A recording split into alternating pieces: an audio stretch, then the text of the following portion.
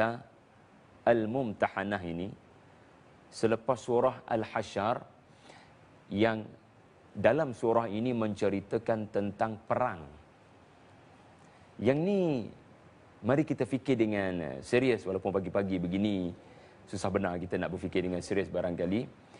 Kenapa surah mengenai wanita Mumtahanah, ada kisah wanita yang diuji, ya, nama surah itu ada kaitan dengan wanita yang diuji. Allah Ta'ala susun selepas surah tentang perang. Kerana barang siapa membaca suratul Hasyr, akan didapati surah itu bercerita tentang peperangan, kepungan yang dilakukan oleh Nabi SAW dan para sahabat ridwanullahu alaihim ke atas, ya, perkampungan Yahudi yang telah rencana untuk membunuh Nabi SAW. Soalnya mengapa begitu, ya? Mengapa selepas kisah perang suratul Hasyr datang surah mengenai wanita yang diuji imannya? Dan isu ini bukan hanya berlaku antara suratul Hasyr dengan surah, ya, Al-Mumtahanah. Kerana kalau kita jenguk beberapa surah lain sebelum surah Al-Mumtahanah, kita akan mendapati isu ini berlaku lagi. Iaitulah mengapa suratul Mujadalah yang telah disentuh oleh rakan-rakan saya di ruang yang sama ini, ya, di refleksi Al-Quran ini. Mengapa pula Mujadalah, suratul Mujadalah, surah yang ayat pertamanya pasti akan dikaitkan, ya, dari sudut asbabun nuzul, ya, riwayat menyatakan bahawasanya ayat pertama suratul Mujadalah ada kaitan dengan seorang sahabiah radhiyallahu anha yang bernama Khawlah, ya, yang dizihar oleh suaminya Al-Aus bin Samit. Suratul Mujadalah, nama surah itu nama yang membabitkan wanita. Tetapi di dalam Al-Quran, ia telah diletakkan Allah Subhanahu Wa Taala selepas surah besi. Dan sekali lagi, besi dan peperangan tidak boleh dipisahkan. Kerana dalam peperangan, ya, sangat diperlukan pedang, senjata, hadid. Wa anzalnal hadid ba'sun syadid. Dan suratul Hasyr, suratul Hadid, barang siapa membacanya, ia adalah surah yang antara surah terawal turun di Madinah, yang membicarakan tentang kepentingan mempertahankan Madinah daripada pencerobohan. Maknanya surah ini sudah membuka tirai tentang kewajipan jihad mempertahankan negara kepada para sahabat ridwanullahu alaihim. Jadi mengapa surah wanita Mujadalah selepas surah yang memerintahkan untuk infak, yang memerintahkan untuk mengeluarkan sebanyak mungkin wang, harta, demi membeli senjata hadid bagi membina pertahanan, bagi menegakkan jihad. Jadi ini sudah dua isu, dua kes dalam Quran.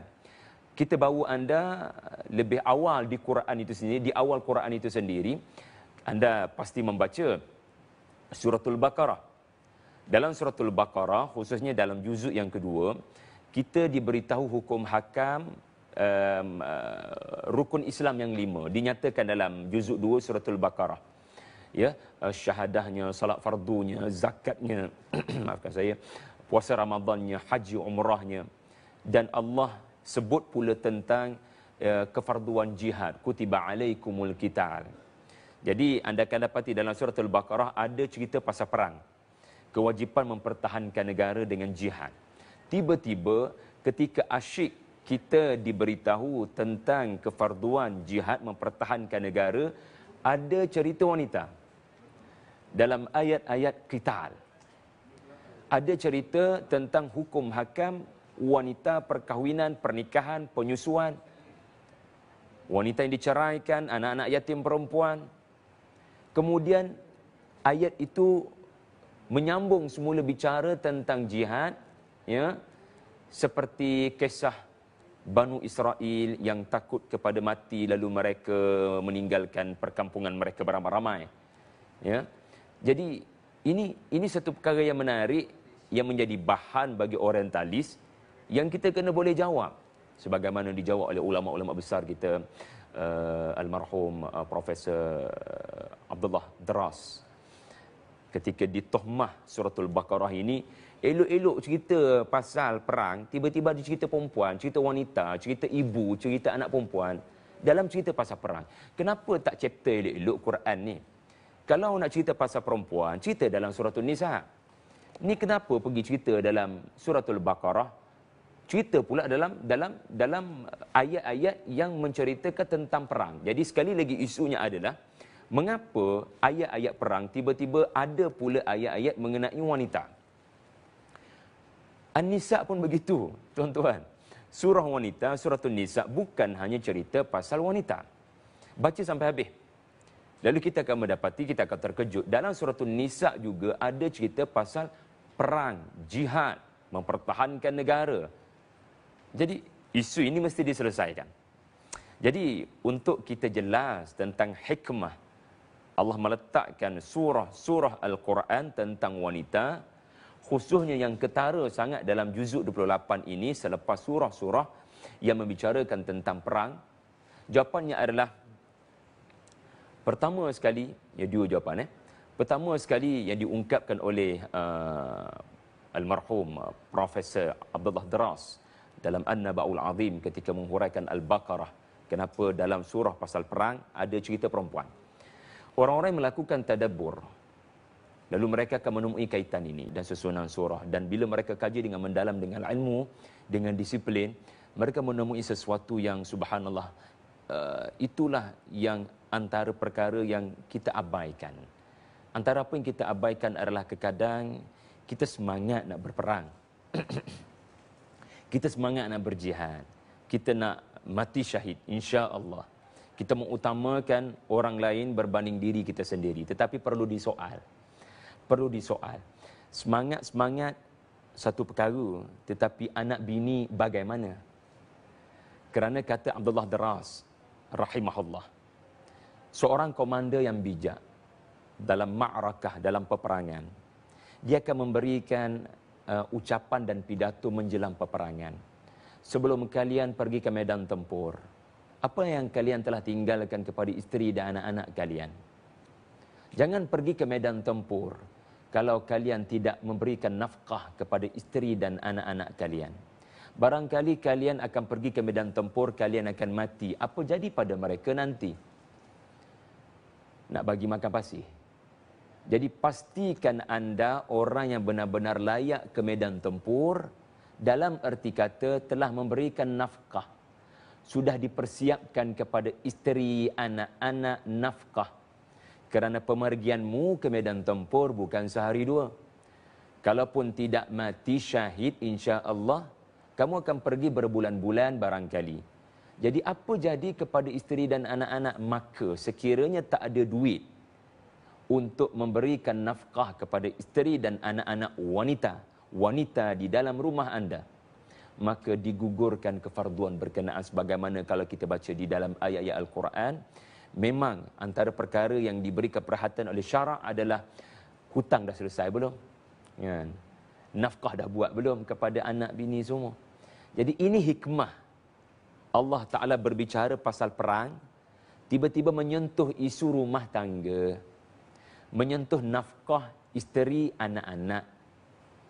Dan untuk kita jelas, hikmah yang seterusnya juga adalah perang adalah hidup dan mati. Kalau kita telah mati syahid dalam peperangan fisabilillah, maka siapa nak teruskan perjuangan bila kita pergi? Maka isteri di rumah, ibu-ibu perlu terus melahirkan generasi pejuang Islam. Ini hikmah. Mengapa selepas surah perang yang membabitkan hidup dan mati, tiba-tiba surah pasal wanita yang kelak menjadi ibu melahirkan generasi. Saya harap tuan-tuan nampak hikmah itu. Kalau nak lebih jelas, kita faham begini. Dalam surah Ali Imran ada cerita bonda Maryam. Ada cerita ibu kepada Maryam yang telah bernazar anak ini akan jadi seseorang yang berbakti pada agama muharrar. Tiba-tiba dalam surah yang sama, di hujung-hujung sedikit, panjang lebar cerita pasal perang Uhud. Mengapa surah Ali Imran bermula tentang ibu wanita, tetapi dalam surah yang sama ada cerita pasal pejuang-pejuang Islam di dalam peperangan Uhud. Kenapa? Karena ibu adalah ummi. Ummu yang melahirkan generasi pejuang-pejuang Islam. Khalifah mesti diteruskan selepas pemergian dan kesyahidan si suami ataupun si ayah. Subhanallah. Nampak kan? Ataupun kalau kita boleh fahami hikmah ini dengan suratul Qasas. Kalau anda perhatikan suratul Qasas, menariknya ayat-ayat awal Allah cerita pasal Fir'aun dengan kuasa politik dan tentera. Wajunudahuma. Ya, wajunudahuma maknanya bala tentera Fir'aun, bala tentera Haman bermaharajalela melakukan kerosakan atas muka bumi Mesir. Tiba-tiba ayat lepas tu seorang ibu diperintahkan menyusu anaknya. Jadi apa hal bro kan? Macam mana boleh bertukar cerita pasal politik, kekuasaan Firaun, tiba-tiba ibu diperintahkan Allah menyusu bayi itu. Apa kaitan? Ada kaitan. Iaitu bayi itulah yang nanti akan menumbangkan kerajaan dan rejim ini. So generasi pelapis namanya khalifah dibina. That's why lepas kisah politik, kekuasaan, peperangan, ada kisah ibu, ada kisah wanita, ada kisah talak, ada kisah munakahat, ada kisah rada'ah dan seumpama dengannya. Allahu Akbar. Lalu kita duduk tercengang dan berfikir tentang sesuatu. Siapa yang susun surah-surah ini dengan begitu indah dan tertib, sistematik begitu. Ya, ataupun kita boleh faham dengan surah yang kita selalu baca dalam hari Jumaat, pada hari Jumaat. Kita tahu ada cerita Zulkarnain. Dalam suratul Kahfi berakhir dengan cerita Zulkarnain, seorang pemimpin politik muslim, orang saleh yang telah memakmurkan dunia dengan keadilan. Tetapi perasan tak? Sebelum cerita Zulkarnain muncul, ada dua cerita membabitkan kanak-kanak. Generasi. Cerita yang kedua dalam pertemuan Musa dengan Khidir alaihissalam membabitkan kanak-kanak yang Allah Ta'ala beritahu nanti dia kafir. Manakala kisah ketiga dalam pertemuan Musa dengan Khidir adalah kanak-kanak yatim piatu, mak ayah mereka maafkan saya, soleh. Mana kanak-kanak tak soleh, kemudian ada kanak-kanak yang soleh. And then cerita Zulkarnain. Seorang pemimpin politik. Kenapa ya? Kerana generasi. Pembinaan generasi. Dan lebih menarik lagi, lepas cerita Zulkarnain, ada cerita siapa? Ada cerita Nabi Zakaria dapat anak Yahya, Maryam dapat anak Isa. So diapit cerita pemimpin politik Muslim dengan cerita generasi. Kerana Quran sangat menitik beratkan rumah tangga, tangan yang menghayun buayan yang boleh menggoncangkan dunia. Jadi kita baru bincang